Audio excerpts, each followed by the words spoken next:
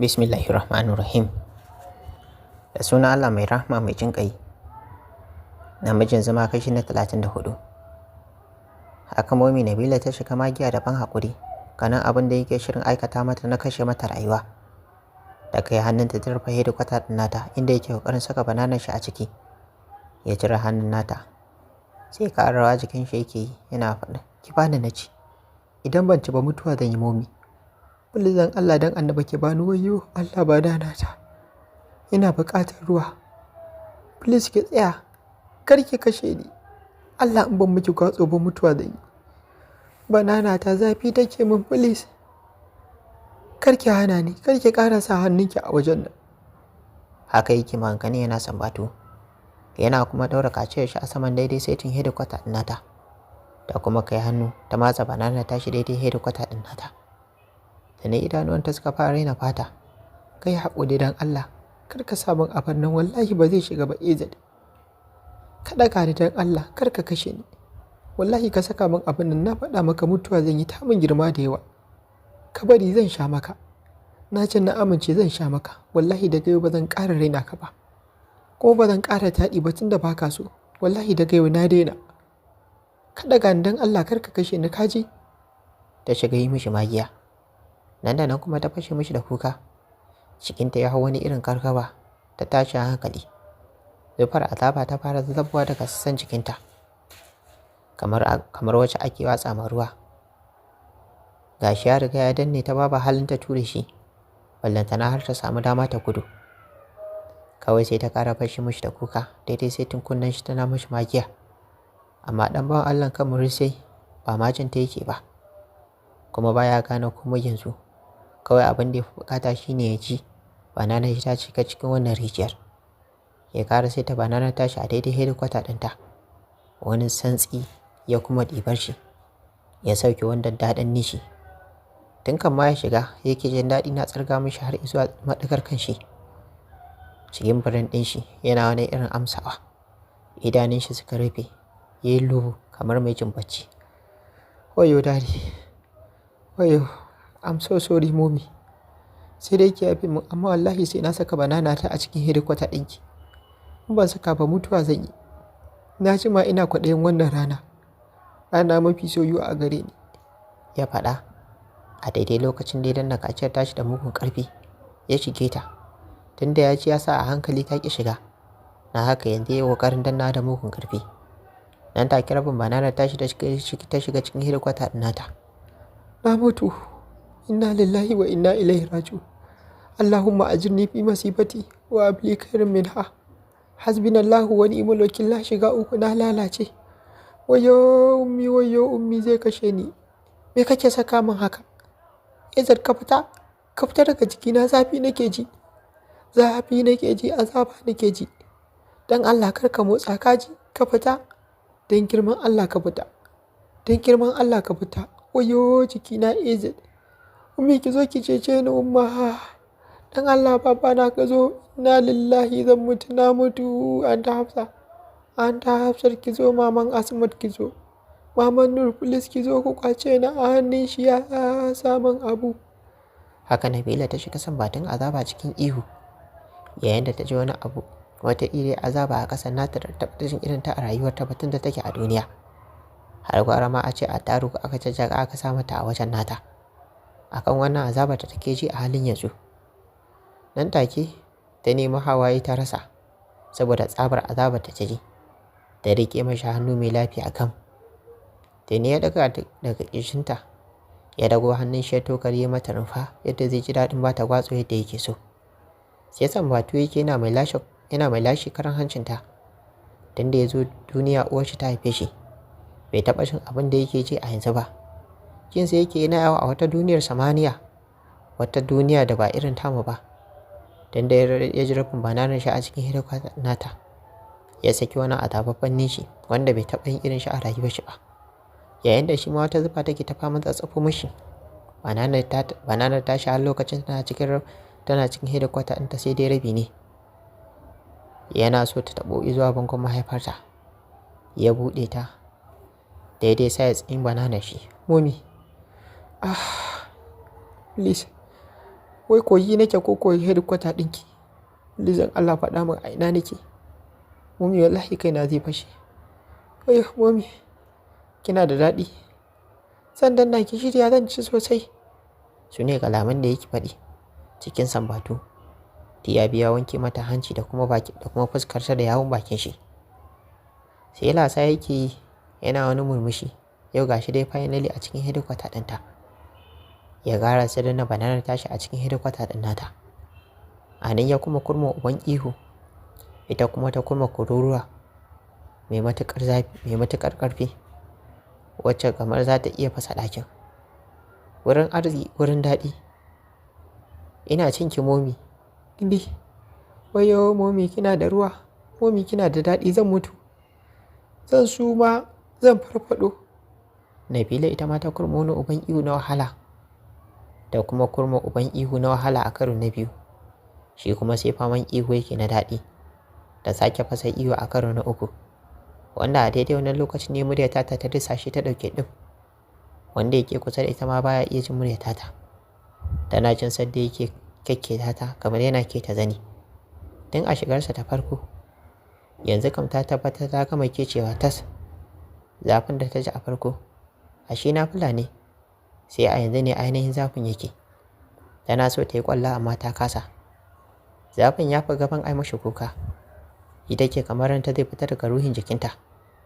Numfashinta ya soma fitowa a hankali a hankali. Yayin da yake barazanar ɗaukewa. Ta shiga ƙara mishi magiya. Yau dai momi ta yi mishi magiya ya fi so 100. Don Allah ka yi haƙuri Ezad. Ka cire min abin da yana min azaba ya isa haka. Ka bar ni don Allah. Don Allah ka cire ni ce fa mominka. Au ni ba mominka ba ce kai ne babana. Ba zan ƙara raina ka ba. Wallahi da yau na daina raina ka ba zan ƙara musu ba. Zan bar maka ma ƙasarku. Ummi ki zo ki tafi da ni ummi. Ki zo kar ki bari na mutu ummi na mutu kawai. Haba Ezad ni ce fa mominka. Ni ce mominka. Dan Allah sun ka cire abin nan wayo mutu. Tana ihun wahala. Shi kam ihun daɗi yake. Muryarsa ta tashi, muryarta gaba ɗaya ba ta fita. A hankali yake buga mata kwatsan.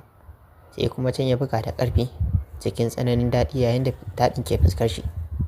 Kai ka ce tunda yake a duniya bai taɓa cin kindi ba sai yau. Shi da ya burin shi kawai wannan daɗin ya ƙare. Momi kina da daɗi. Momi kina da kayan alatu. Wallahi ba zan taɓa rabuwa da ke ba kuma muddin na rabu da ke mutuwa zan yi. Wallahi duk wanda ya ce in rabu da ke sai na kashe shi. Wayo dan Allah kar ku raba mu. Ba ku san daɗin da nake ji ba ne. Gashi tana da manya-manyan nonuwa. Gashi gindinta da ruwa. Wallahi da in rasa ki gwara in rasa raina gaba ɗaya in mutu tare. Wayo momi. Ya ƙara shi da ƙarfi. A daidai lokacin da ya buga mata wani kwatso mai ƙarfin gaske. Ya danna bananar shi tashi ciki sosai. Ya kuma ƙara danna zuwa can ƙololuwar daɗin. Har wani juyi yake yana mai taɓo masadar daɗin nata. Nabila ta yi ihu ta gaji. Ta kai cuzo da ya kushi ya fa a ƙirga. Ta cije shi a kafaɗa ya fi sau 20 kamar za ta fitar mishi da jini da fata. Amma sam gogon naku bai ma san tana yi ba. Sai fama maimaita yake yana mai daɗi. Ina ai ba za ta iya jure wannan gwatsan da yake mata ba. Bata ankare ba. Kawai ta wawuro hannun shi mai lafiya. Ta janyo da ƙarfi. Ya ji zafi amma ba irin zafin nan can ba. Ka bari haka dan Allah. Ka bar na haka. Na gane kurena da kake cewa zan gane na gane. Su ne kalaman da take faɗi. Ganin ta ja hannun nashi mara lafiya amma san bai saurare ta ba. Sai ma kamar ƙara mata ƙarfin gwatsan yayi. Nan take numfashinta ya ɗauke ta yi sumar lokaci guda. Saboda azabar dafin da take ci. Sai uwar zufa yake haɗawa saboda gwatsan da yake buga mata. Haka ya dinga cinta yana sambatu yana iyo bai ma san ta sume ba. Haka dai ya kwashi kusan awanni 2 yana abu ɗaya. Daga can sai a sannan ne kuma ya fara ƙoƙarin kawowa. San bai so ya kawo ba saboda daɗin da yake ji ya shahara. Gashi kuma baya son daɗin ya wuce. Wayo banana ta. Wayo zan kawo. Wayo momi ruwa. Momi gwatso daɗi. Momi kina da daɗi. Zan kawo ina Anta Hafsa. Za ku rarrashe ni please. Ku gaya wa dadi kawai na auri Momi. Wayyo ku gaya mai naci. Na cinye ta. Na riga da na cinye Momi wallahi ina son ki Momi. Wayyo. Momi na kawo. Ya ƙara buga mata wani mahaukacin gwatso da mugun ƙarfi. Wata uwar zufa ce take keto mishi kaf jikin shi da kuma fuskar shi tana gangara zuwa fuskar tata. Yawun da ya tara a cikin bakin shi kaf ya dalale ta a saman fuskar tata. Ruwan zufar da yake tsatsafa a saman fuskar ta shi ne yana zuba a saman fuskar ta. Shi ne ya sanadiyar farfaɗowar ta daga doguwar sumar da ta yi. Ta sauke nishi mai ƙarfin gaske. Yayin da take ji damar mutuwa ta kawai ta huta da wannan azabar da take sha a hannun shi. Dan ta ji wani sabon zafi ya ratsa ta a ƙasanta. Ta kasa magana kamar ana tsikarinta. Tana so ta yi magana amma harshen nata ya yi nauyi, samsam ba ta iya magana. Wahalar da ta sha ya fi alƙalami na ya rubuta muku. Ta rintsa idanunta, wani siririn hawaye suka dinga zubowa musamman ɓangaren hagunta. Ko daga hannunta ta kasa yi kuma tana son ta ɗaga. Ta tsine wa AZ ya fi so 1000 a zuciyarta. A maimakon ya fito da banana tashi tun da ya riga ya kawo, a'a. Sai ma yanzu ya ƙara jin alƙalamin nashi ya ƙara miƙewa sosai. Duk kuwa da cewa ya kawo farko. Sai ma ya ji ya ƙara samun wani kuzari da lafiyar ciki. A hankali ya ci gaba da bata wani sabon gwatsan kuma da ƙarfi yake yi, ki kake fat. Haka dai yake ta faman shan sharholiyar shi. Da dukkan ƙarfin shi ke bata gwatsan. Dan ta ƙara sumiya a karo na biyu. Yanzu ma bai san ta suma ba. Hankalin shi gaba ɗaya ya gushe. Shi fa zai iya cewa tun da yake a rayuwar shi bai taɓa cin gindi mai daɗi irin na Momi ba. Dan ya ma kasa control ɗin kanshi. Ko kaɗan ya kasa jurewa kawai bata gwatsu yake ba ƙaƙƙautawa. San bai saurara mata ba sai misalin ƙarfe 7:17 na safe. Gaba ɗaya bai san gari ya waye ba yana can duniyar daɗi. Ya kawo ya fa a ƙirga dan shi kanshi ba zai ce ga so nawa ya kawo ba. Nabila kam ta suma ya fi sau 6. In zufar jikin shi ta tsafo ta zuba a fuskar ta sai ta farfado. Daga ya ci gaba da bata kwatso sai ta ƙara suma. Yanzu haka ma a suman take. Da ta canza kamanni cikin dare ɗaya. Ba dan ya zada ya ƙoshi da hedikwata ɗin nata ba, haka ya zara alƙalamin shi a hankali. Ya ɗago ya zaro daga hedikwata ɗin nata. Sai ni shi yake sama. Har yanzu sha'awar tashi ba ta gama kwantawa ba. Yana zara banana tashi ya ji wani abu ya biyo banana tashi. Ya shararo mata godiya da sanya mata albarka. Idanun shekar a kanta. Ya ga idanunta a kulle. Ya ƙarasa zana banana tashi. Ya ji abin ya ci gaba da biyowa daga cikin hedikwata ɗin tar. Me wannan kuma? Ya faɗa yana mimikiya da ƙyar. Ya sha aiki. Har yanzu banana tashi ba ta risina ba. Yana miƙewa tsaye. Sai yanzu ya ji zafi yana ratsa banana tashi da kuma bayan shi har ma da hannun shi. Na haka ya ciza labban shi. Zafin da yake ji a hannun shi ba zai taɓa misaltuwa ba. Amma bai bi ta kan zafin da yake ji a hannun nashi ba. Jikinsa sai bari yake. Da ya kuma haukacewa da santa ninkin ba ninkin na da. Mumina. Ya kira sunanta idanun shi ƙyar a kanta. Yanzu daɗi yake ji har cikin brain ɗin shi, har yanzu daɗin bai kuce ba. Shin ta yi shiru ba ta amsa ba. Ya sa shi taɓa ta nan ma shiru. Sai ya sha ko fushi take da shi. Please Momi ki tashi. Na yi miki promising cewa ba zan ƙara ba don Allah ki haƙuri. Na ba ki haƙuri kin ji? Ki haƙuri Momi wallahi ba zan kuma ba. Su ne kalaman da yake faɗi yana mai cicika ta. Sai dai nan ma ya ji shiru. Daga bisani ne ya fahimci wani abu. Ya ci gaba ɗaya sassan cikin ta ya saki. Nan fa hankalin shi ya soma tashi. Ya miƙe yana tangaɗi saboda tashin hankalin da ya soma rufe shi. Ya isa ga makunnar ɗakin wadda take a gefen gado na fuskar gado. Ya danna switch ɗin da na haske ya gauraye ɗakin. Wannan hasken mai duhu ya ɗauke. Kasancewar ko ina a rufe yake a ɗakin shi yasa ba su hasken rana ba. Ya karasa ya ɗauki boxes ɗin shi ya saka a jikin shi. Har lokacin jikin shi wata irin rawa yake. Ya tsire ta da idanun shi ya ga alamar kamar ta mutu. Sai yanzu ta tuna. To ai dole ne ma ta ji a cikinta. Kuma ya san yayi mummunar ɓanna. Ya isa ga kanta. ya duba ya isa ƙasanta, ya duba ya ga uban jinin da yake yoyo. Ga shi har bananar shi ma jinin na a ciki. Shi dai ya san jinin yankewar budurci kaɗan ne, saboda ya gani akan Na'ima da kuma Esther. Dai shi ya fara buɗe su a kwali, amma gaskiya na Mummy ya fi yawa. Sannan ko kwatan haɗa su babu ma. Tabbas Mummy ta fi sa daɗi nesa ba kusa ba. Haka zalika wajen nata ita a matse yake ba kamar su ba. Inna lillahi wa inna ilaihi raji'un. Mumina, wannan jinin menene? Mumina, don Allah ki tashi. Ki tashi don Allah ki faɗa min wannan jinin na menene? Me yasa ni kaina me? Mummy ki tashi, ba zan ƙara miki ba. Wallahi na yi miki alƙawari. Don Allah don addabbomi kar ki tafi ki bar ni, kin ji please. Cikin sabatu da matsanancin tashi hankali ya fara magana yana mai jijjikata. Amma sai ya kako ina na jikinta ya saki baya motsi. Ya daga hannunta sama yayin da hannun nata ya ƙara koma lagab kamar na matacciya. Sai yanzu din na damar cin ta ya faɗo mishi ya mugun rufe shi. Kawai sai ya fashe da wani mahaukacin kuka mai ƙaraji da tashi hankali. Yana kukan yana ci gaba da cika ta game da faɗin, haba Mummy, don Allah kar ki tafi ki bar ni. Wallahi na yi nadama ni ma, don Allah ki tashi. Allah ba zan ƙara tilasta ki ba. Shikenan na kashe ta. In na kashe ta da zan yi rayuwa. Yanzu ya rayuwa ta za ta kasance idan na kashe ta. Wallahi to ni ma mutuwa zan yi, haba Mummy. In kika mutu ni ma kashe kaina zan yi ba. Ya dinga faɗa yana mace shiga ta amma shiru. A ruɗe ta shi fice daga cikin ɗakin zuwa falo. Yana ta kwalawa da kira. Gaba ɗaya ya mance ma a wani gida yake. Ya sha a wancan tsohon gidan nashi yake. Ya fi amince saboda kiki cewa da ya oba.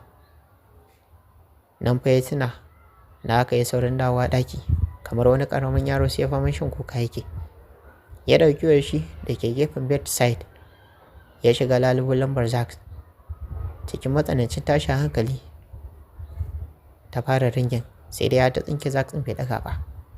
Yadda da ya ƙara kira na biyu yana kallon Mummy sai faman kuka yake kamar wani ƙaramin yaro. Yana mai kiran, ta mutu? Ta mutu?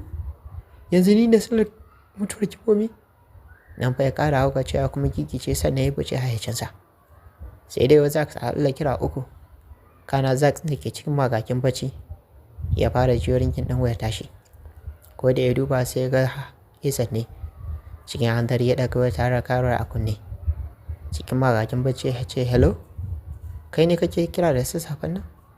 Cikin murya tashi hankali Izzat ɗin ya ce, ka zo yanzu nan. Mummy na ta mutu. Wallahi na kashe ta yanzu nan don Allah. Yana gama faɗar haka ya katse wayar. Ko kuma cin abin da Izzat ɗin ke faɗa za bai yi ba. Kawai ya wurgar da ya yi saurin miƙewa. Shi kuma Izzat ɗin ya wurgar da wayar a ƙasa. Ya ƙara sayan da take kifa kanshi a saman cikinta. Ya ƙara fashewa da wani sabon kai mai matuƙar ban tausayi. Sai faɗi yake, ki tashi Mummy. In kika mutu baki min adalci ba. Don Allah Mummy ki rufa min asiri ki tashi, wallahi ba zan ƙara ba. Ki taimaka min Mummy. Ni yanzu nake son rayuwata da ke. Don Allah ki rufa min asiri kar ki tafi ki bar ni. Wallahi ba zan taɓa jin daɗin duniyar nan ba. Sai ƙara fashewa yake da matsanancin kuka. Gaba ɗaya ji yake ma ya rasa inda zai sa rayuwar shi ya ji daɗi.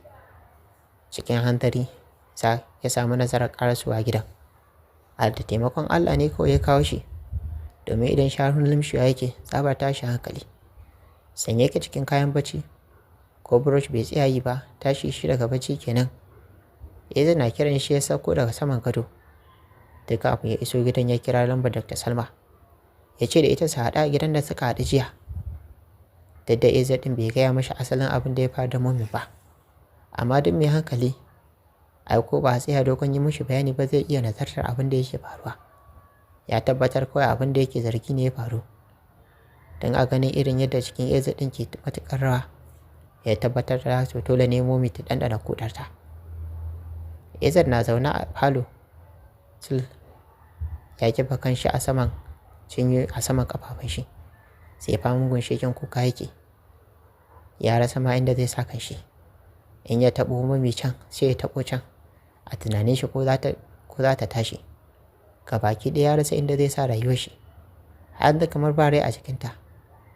Cikin lokaci ƙanƙani ya gama fita daga cikin hayyacinsa. Idanunsa suka kaɗa suka jajir kamar gauta. sumar gashin kanshi ta yi fuzu-fuzu kamar mahaukaci sabon kamu. Ji yake kamar ya rufe kanshi da duka. Ga ta dai kwance ba kaya a jikinta amma ya kasa rufa mata koda bedsheet ne. Babban abin da ya faɗa mishi hankali a yanzu shine gane yadda har yanzu jini bai daina rubuwa daga ƙasanta ba kaɗan. Sai yanzu ya kula sosai ya ga yadda gabanta ya kaca-kaca. Daga gani ba ƙaramin mummunan shiga ya mata ba. Ya riga da ya saki ɗakar kawai ya kashe mominsa. Na haka zuciyar shi sai ba dukan uku take. Bai taɓa nadamar cin gidi a rayuwar shi ba sai a yau. Ya yi nadama ya fara kirga. Daɗin da ya ji ne ya matuƙar haukata shi. Har ya manta da cewa momin sabuwa ce dal hale da ta zai ɓare ta. Shi wallahi ya sha gogaggen gindi yake ci. Bai taɓa cin gindi mai daɗin nata ba. Har yanzu da yake wannan cikin tashin hankalin. Mara shi zuwa ƙasan kaciyar shi. Daɗin kuwa suke ji. Yana nan zaune yana kankama da ita. Sai faman kuka yake yana sambato kamar mahaukaci sabon kamu. Yana kwala mata kira wai ko za ta tashi. Shi da a ce lafiya ne. So yayi yana sauka daga kanta ya gabatar da sallah. Ya sake koma ya ci gaba da duti. Amma gashi son zuciya ya kai shi ya baro shi. Kamar daga sama ya ji ana kunkwasa kofar ɗakin. Da sauri ya nufi falo domin a ƙaya da yadda gidan yake. Muddin mutum na ciki to baka isa ka shigo cikin gidan ba. Sai dai idan wanda yake ciki ya zo ya buɗe maka. Ezin ne kawai yake da wannan dama ta dare ya shigo. Shi ma dan yana amfani da yatsan hannun shi ne. Simfure ya tashi ya dauko lafiyar shi. Ya saka kana ya fito falo. Yana tafe yana tangaɗi. Yaya attempting faɗuwa ya kai sau 4. Sai sauri yake yi. Yana isa bakin kofar falon. Yana buɗewa za ka yi sawo kai ya shigo. Na haka a guje ya buɗe kofar falon za ya shigo a guje. Cikin falon haɗi da tsirawa ɗin idanu. Cikin lokaci yankani ya ga ya canza kamanni kamar ba shi ba. Nan za ya ƙara tabbatarwa da abin da yake zargi wato cin gindi ne. Har wani fresh in yayi. Da da baya cikin hayacin shi. Bai taɓa ganin Izzat na kuka irin haka rashin shi ba sai yau. Sannan bai taɓa ganin shi matsanancin tashin hankali da ya bayyana ƙarar a sama fuskar shi ba irin yau. Na haka Zax ɗin ya tabbatar da abin da zuciyar shi take ayyana mishi. Na kashe ta Zax. Garin son zuciya irin tawa. Ban sanya zan yi ba Zax idan ta tabbata ta mutu. Wallahi kashe kaina zan yi in dai momina ta mutu ta bar ni wannan duniyar. Su ne kalaman da Izzat ɗin ke faɗi. Bayan ya bude wa abokin shi Zax ɗin ya shigo cikin falon. Da na kwalla ta ƙara cika mishi ido. Yayi kuka har ya gaji ya ba uku lada. Ya juya kamar wani haukaci. Bai jira cewar Zax ɗin ba. Faɗi yake. Mu tafi ɗaki ka ga Nabila. Ɗaya bi shi a baya yana faɗin subhanallahi mutuwa kuma kamar yaya. Insha Allahu ma bata mutu ba. Ka kwantar da hankalin ka ji ko abokina. Na kira daga Salma ta ce yanzu nan za ta zo. Za ta zo ta duba maka ita. Ka kwantar da hankalin ka ji ko. Sai ya faɗa. Gaba ɗaya shi abu ma ya gama ɗaure mishi kai. Amma ganin tashin hankalin da abokin nashi ke ciki kuma ɓaro-ɓaro a saman fuskar shi. Ba ƙaramin haifarwa da Zax tashin hankali shi mahaifa. Eze da juyo a daidai lokacin da ya zo bakin ƙofar ɗakin. Za ya kalle shi ya ce, ya kalli Zax yana faɗin, ka ƙara kiran dakto ɗin. A taimaka min don Allah ta zo. Ko kawai da yin ɗauko ta mu je asibiti. Kaga, bari kawai in ɗauko ta in kai ta asibiti. Yadda yake maganar dole ya tabbatar maka da cewa san baya cikin hayacin shi. Ya ma rasa me zai fara yi ya ceci rayuwarta. Za da zuciyar shi ta ƙara narkewa da tausayin abokin nashi. Saboda duk ya gama firgicewa ya zama kamar mahaukaci. Ga zuciyar shi sai fama buga take da ƙarfin gaske. Ka kwantar da hankali ka ji ko? Na riga da na kira ta ka Salma. Kafin za ya ƙarasa maganar sai ka ji ana nokin ƙofar. Cikin hanzari Zax ɗin ya ƙarasa bakin ƙofar falon ya buɗe mata yana faɗin da Salma ce. Ya buɗe ƙofar nan da Salma ta fito. Hannunta na riƙe da makullin mota, wayarta da kuma wani ɗan ƙaramin akwati mai matuƙar kyau wanda ke ɗauke da kayayyakin aikin duba mara lafiya. Ita ba ma ta san me yake faruwa ba. Ta sha ko ciwon ƙafar ne ya tashi ko kuma dai wata kwalbar ta sake takawa again. To fa, ma sauraro. Kun ji abin da kayan aikin da Salma ta zo da su. Wato ita ta yi tunanin ko wata kwalba ta ƙara ta ko kuma ciwon ne ya fami. To, koya za ta karke? Bari mu dakata a nan duba da halin lokaci. Sai a tara shiri na gaba don jin yadda za ta ka a cikin labarin da muke kawo muku. Mai suna namijin zuma. Wannan ne Abubakar Sadiq da ke kawo muku shi wannan channel tamu nake cewa. Yan wannan ne farkon zuwan ku wannan channel tamu sai ku danna mana subscribe sannan ku ta mana alama ƙara sanarwa. Domin ya dinga sadda ku da zarar mun dora sabon shiri. Kana ku ta wani alamar like domin ƙara mana ƙwarin gwiwa. Sannan kun share na wannan bidiyon ga abokananku da ke wasu da Facebook. Sannan kuna damar ajiye ra'ayi ko rafi ko ba kuma session kamar tuttafi da muke kawo muku. A huta lafiya.